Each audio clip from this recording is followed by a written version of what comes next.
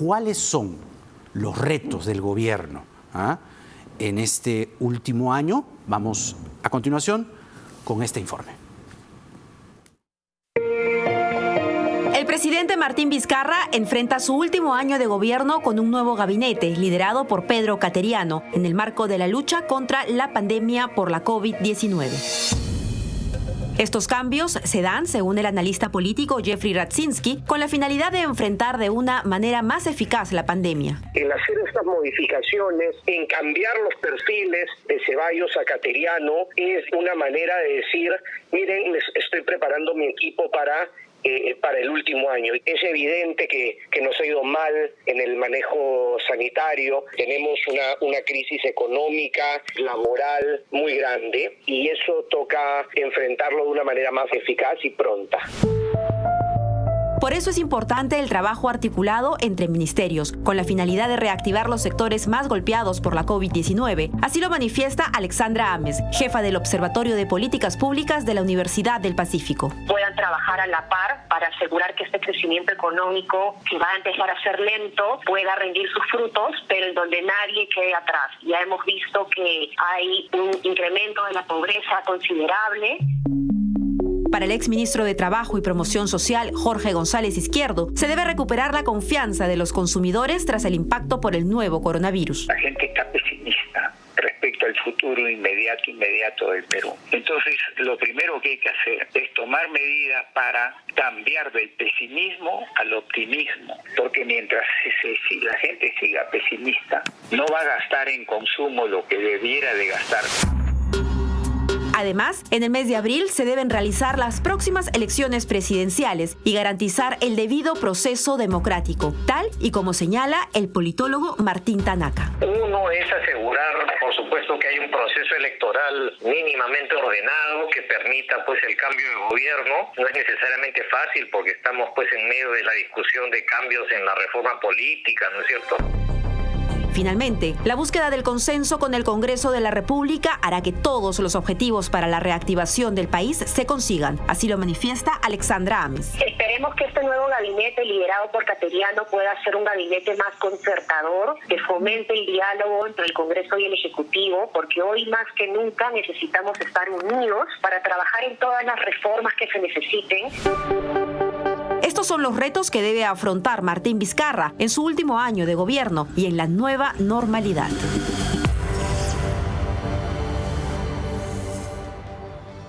Como ven, esta es una edición muy especial, una edición extraordinaria por 28 de julio. Nos vamos hoy hasta las 10:30 de la noche. Tenemos un programa sumamente especial, como ya les digo. Y vamos a continuación con nuestros siguientes invitados. Toca ahora el análisis. Ya están con nosotros Fernando Tuesta Soldevilla, politólogo, y Elmer Cuba, economista. Evidentemente, cada cual va a mirar su respectiva expertise a la luz de lo que ha dicho el presidente hoy. A los dos, muy buenas noches. Bienvenidos al programa. ¿Qué tal? Buenas noches, Jaime. Bienvenidos. Buenas noches. Bueno, a ver, acaban de escuchar a la ministra de Economía. Eso será materia del análisis de Elmer Cuba.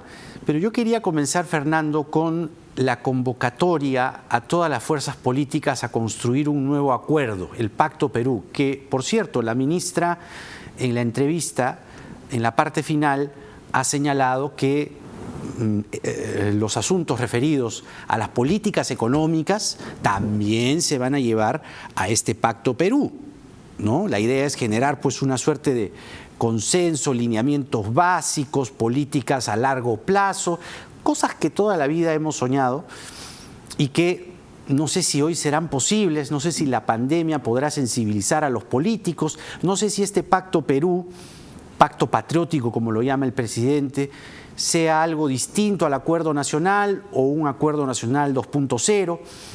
¿Es posible este Pacto Perú entendiéndolo como un pacto, qué sé yo, a la chilena, ¿no? Un acuerdo de 10, 15, 20 años a futuro? ¿Es posible eso?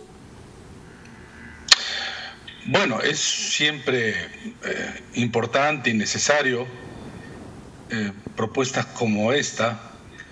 Sin embargo, las evidencias, antecedentes, nos puede llevar a pensar que, sobre todo en estas circunstancias, es difícil que prospere. ¿Por qué razón? ¿Con quiénes son los pactos? Dicen con cada uno de los partidos. ¿Cuántos son los partidos? Los que están en el Congreso, 9. Los que están fuera del Congreso, 16. 24, porque todos son inscritos legalmente. Serían los más importantes. ¿Quién va a decir quiénes son los más importantes, no? Y como tú bien lo has dicho, hay un ámbito que, digamos, en donde se discute esto, o se debería discutir, o se ha discutido, pero no ha tenido, digamos, el impacto esperado, que es el acuerdo nacional. Además, claro, en medio de un proceso electoral, donde la dinámica de justamente ganar más votos, muchas veces se estira las propuestas en medio además de la pandemia, ¿no? Sin embargo, yo creo que es un propósito y un esfuerzo de parte del gobierno que vamos a ver cómo se realiza. Es más, supongo que la presentación de Cateriano en el Congreso en los próximos días, con Consejo de Ministros, va a desarrollar un poco más alguna de estas 5 gruesas medidas que comprometen a lo que se ha denominado el Pacto Perú. Claro. Lo que me temo, sin embargo, es que se convierta en una lista de lavandería muy general, que no necesariamente pueda traducirse en medidas concretas, que es lo que realmente en este momento demanda la ciudadanía. Ojalá, espero equivocarme, que esto no sea uno de los tantos esfuerzos de diálogo que ha habido en nuestro país.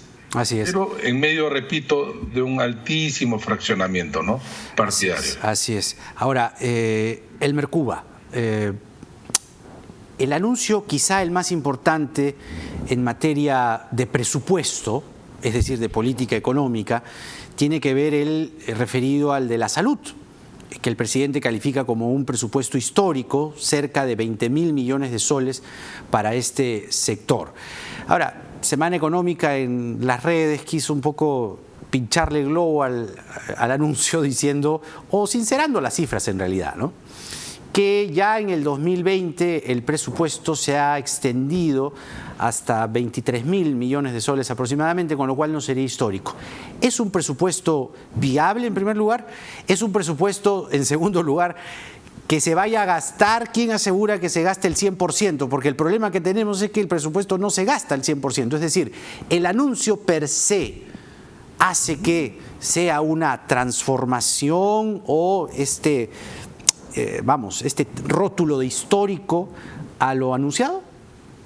A ver, en los últimos 20 años Perú ha ido creciendo y también el presupuesto público.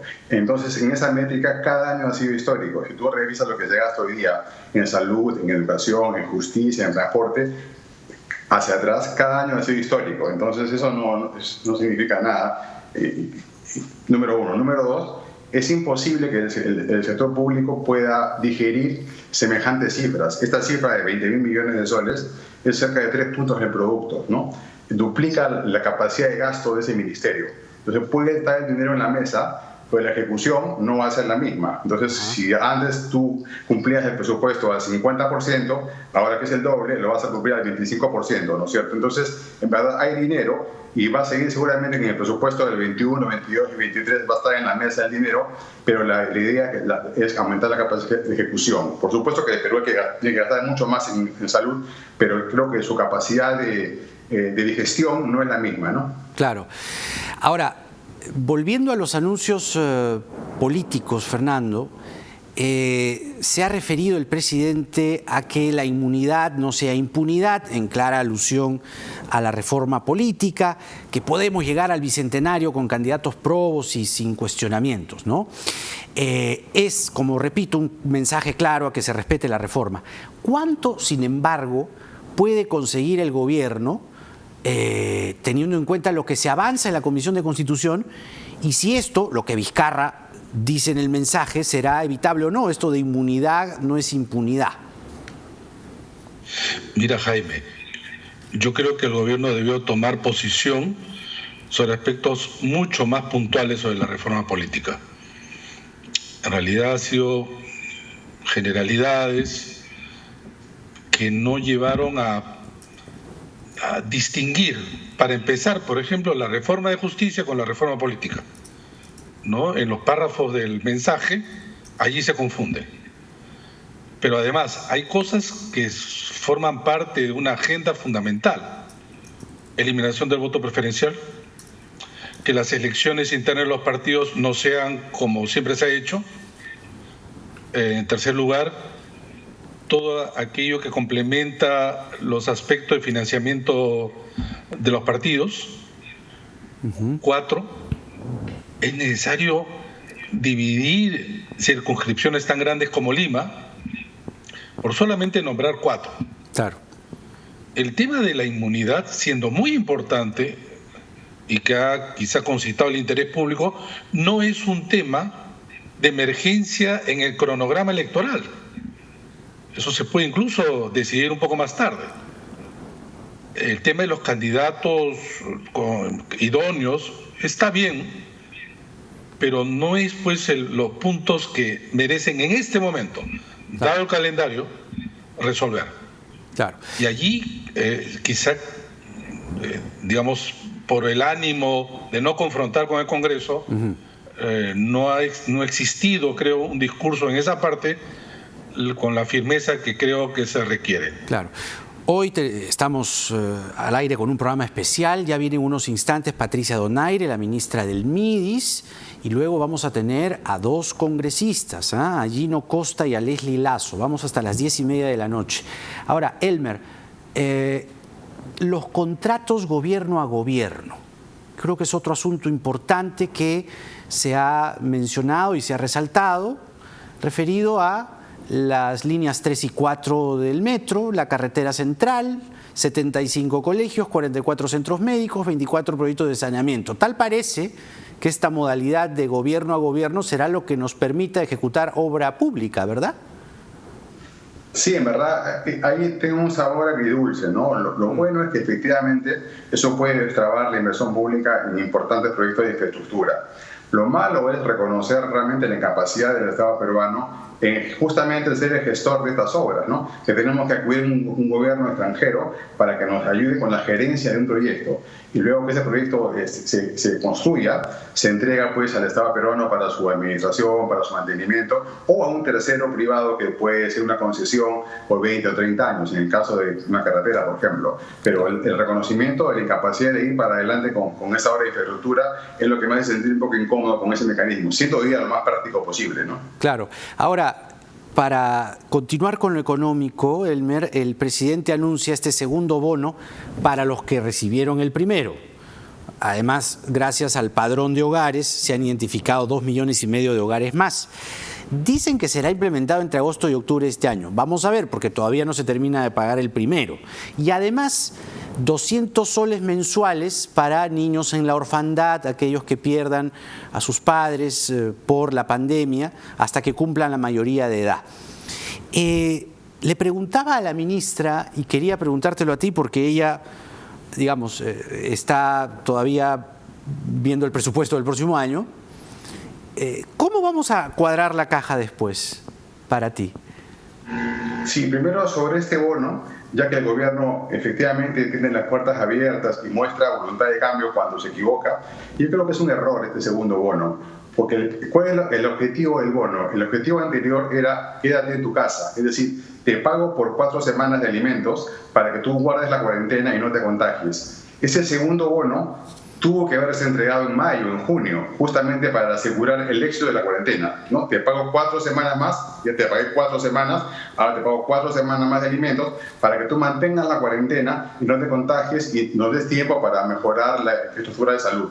En cambio, este segundo bono, si se entrega en septiembre, no tiene sentido, el mismo sentido que el anterior, era un bono condicionado a que tú guardas la cuarentena. Este bono no tiene ningún sentido entregarlo de la manera cuasi universal. Yo sí entregaría un bono pero a los sectores que han caído en pobreza este año, ¿no? Esas familias que merecen un apoyo, pero más no por un mes, sino por 5 o 6 meses. Es decir, no le daría todo este bono a todos esos 8,5 millones de familias que no lo necesitan, porque hoy ya están trabajando y van a trabajar en los próximos meses, sino centrarlo en los nuevos pobres, sobre todo en el mundo urbano. Va a haber gente que tiene obesidad o es mayor de 65 años o tiene hipertensión, que se ve obligado a trabajar y con miedo o va a perder su empleo. Entonces hay que, ya que hemos avanzado en los padrones, identificar esta población nuevo pobre y darle este bono por 5 o 6 meses en lugar de un bono por una sola vez generalizado, donde ya no es la idea del bono inicial. El bono inicial, como digo, como repito, tenía un objetivo, que era mantener la cuarentena para no contagiarse. Hoy día no pierde sentido, se ha desnaturalizado ese bono, no hay manera de hacerlo. Además, yo lo usaría así, pero como te digo, focalizando esta vez, quizá en la quinta parte de esas familias, ¿no? Y si realmente lo necesitan ahora porque han perdido el empleo. Tengo una pregunta más pendiente sobre economía, pero quisiera ir antes con Fernando Tuesta para, justamente a partir del mensaje presidencial, viene el 3 de agosto el voto de confianza de Pedro Cateriano, presidente del Consejo de Ministros, que sin duda tiene después que desarrollar con mucho mayor detalle todo lo que se ha anunciado hoy. Y las bancadas, por lo que hemos tomado una temperatura inicial, ¿no? Algo rapidito, un testeo rápido, pues allí no hay mucho consenso y más bien no les ha gustado mucho a ciertos voceros, los que han estado presentes, ¿no? Vamos a ver qué dice el resto, porque tú sabes que entre las mismas bancadas hay discrepancias, pues no necesariamente hay una línea transversal de opinión. ¿La tiene dura Pedro Cateriano? ¿La tiene difícil respecto al voto de confianza o crees que será un trámite sencillo? Mira, Jaime, no ha existido caso en que no se dé un voto de confianza ante la presentación de un gabinete. Nunca. No creo que esta sea una excepción. Muchas veces, sin embargo, es precedida por opiniones contrarias. Incluso ha habido casos en que parecía, dado los discursos, que no se le iba a dar el voto de confianza, y se ha dado a todos. Me refiero al inicio de un gabinete, ¿no? Es una suerte de investidura. No habría por qué no dárselo, además. Sin embargo, habría que recordar que en este último año no se puede disolver el Congreso. Sin embargo, como uno de los problemas de este diseño, el Congreso puede censurar a este y a cualquier gabinete, así sea 2, 3, 4 veces, y a todos los ministros. Es un problema de gobernabilidad que creo no se va a dar, porque el Congreso le va a otorgar el voto de confianza, estoy casi seguro, absolutamente seguro. Ajá. Ahora, la pregunta pendiente, Elmer, era sobre cómo vamos a pagar la factura después. Como le decía hace un momento a la ministra, creo que lo que están haciendo ahora es lo que toca, ¿no? Pero la factura siempre se paga después. ¿Cree que, o crees que el gobierno se va a ver obligado a, por un lado, elevar la presión tributaria y, consecuentemente, ponernos más impuestos, pagar más impuestos, o la SUNAT volverse mucho más rígida para que la caja cuadre después? Sí, primero, digamos, el grueso del déficit fiscal, que este año seguramente va a ser de 10%, va a ser un déficit del tamaño de cualquier déficit de los 80, digamos, ¿no? Esos tremendos déficits, un tamaño colosal de 10% de producto. El grueso de ese déficit es por caída de ingresos, no es por los bonos, estos bonos de quédate en tu casa, o las computadoras para los niños en los colegios, o el gasto del COVID. El grueso del déficit es por los ingresos tributarios. Como la ministra misma ha dicho hace un momento, los ingresos por IGB y por renta se están derritiendo. Se calcula más o menos una caída de ingresos tributarios este año cercana a 12.000 millones de dólares. Entonces, esos son 50.000 millones de soles. O sea, es 2 veces y medio este récord histórico de salud. O sea, 2 veces y medio este récord histórico de inversión en salud se lo ha tragado la recesión con menores déficits fiscales. El próximo año, el próximo gobierno va a tener que iniciar un proceso de consolidación fiscal. Sea quien gane y sea quien sea el equipo económico, va a tener que ir por un camino de consolidación fiscal. Ojalá que ese camino sea luchar contra la evasión, porque en Perú es un país de mucho evasor de IGB y renta, y no de aumentar las tasas, porque las tasas hoy día en Perú son relativamente normales para la región, es decir, las personas como nosotros que trabajamos todo el tiempo pagamos un límite del 30% del ingreso, y las empresas pagan 29.5%, que más o menos está en el promedio latinoamericano. No vería con buenos ojos para la economía, ni para las familias, ni para las compañías que están débiles, subir las tasas. Sí, con muy buenos ojos, aumentar la recaudación, luchando contra la evasión. Ese sería el mejor camino ya del próximo gobierno, ¿no? Para cerrar un poco esta brecha que se va a abrir lamentablemente por el COVID. Interesante esta última reflexión. Nos quedan siempre muchos temas, pero les estoy muy agradecido por este análisis, tanto en lo económico como en lo político. Fernando Tuesta, Elmer Cuba, Fernando Tuesta. Muchas gracias por estar aquí en el programa, ¿eh? Que tengan una buena noche los dos. Gracias. Les decía que este es un programa especial. Nos vamos hasta las 10:30 de la noche. Es una cobertura como corresponde a 28 de julio, porque ahora, luego de la pausa, venimos con la ministra de Desarrollo e Inclusión Social, Patricia Donaire. Los temas sin duda pues se caen de maduros, ¿no? Los anuncios referidos al bono, a esta pensión de orfandad para aquellos niños que lamentablemente han perdido a sus padres, a uno de ellos por la pandemia, y más adelante 2 congresistas, Leslie Lazo de Acción Popular y Gino Costa del Partido Morado, porque nada está dicho.